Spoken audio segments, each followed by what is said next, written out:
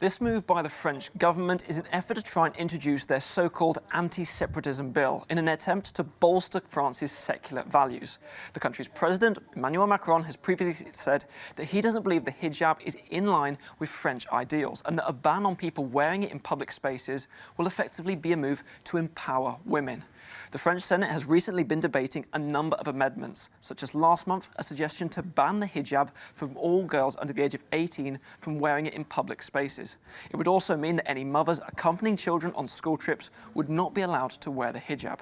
Well, these proposals were approved last month by the French Senate, but since then there's been a huge amount of online backlash. Many people have been sharing this hashtag, #HandsOffMyHijab, pointing out in their opinion that these new laws unfairly target France's Muslim minority communities.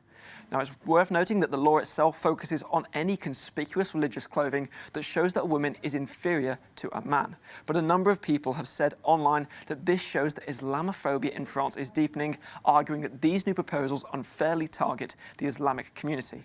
One influencer and activist who we spoke to was Rhoda Mohammed, and she told us more about how these new proposed laws could affect young Muslim women in France.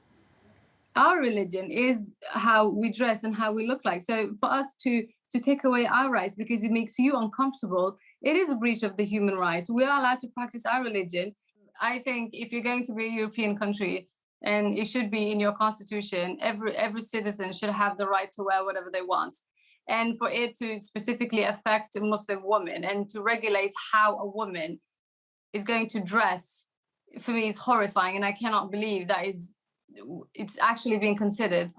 These proposals have not yet been passed into law. They need to be approved by the French National Assembly, but you have other organisations like Amnesty International who say that this law is an attack on human rights and has many dangerous precedents.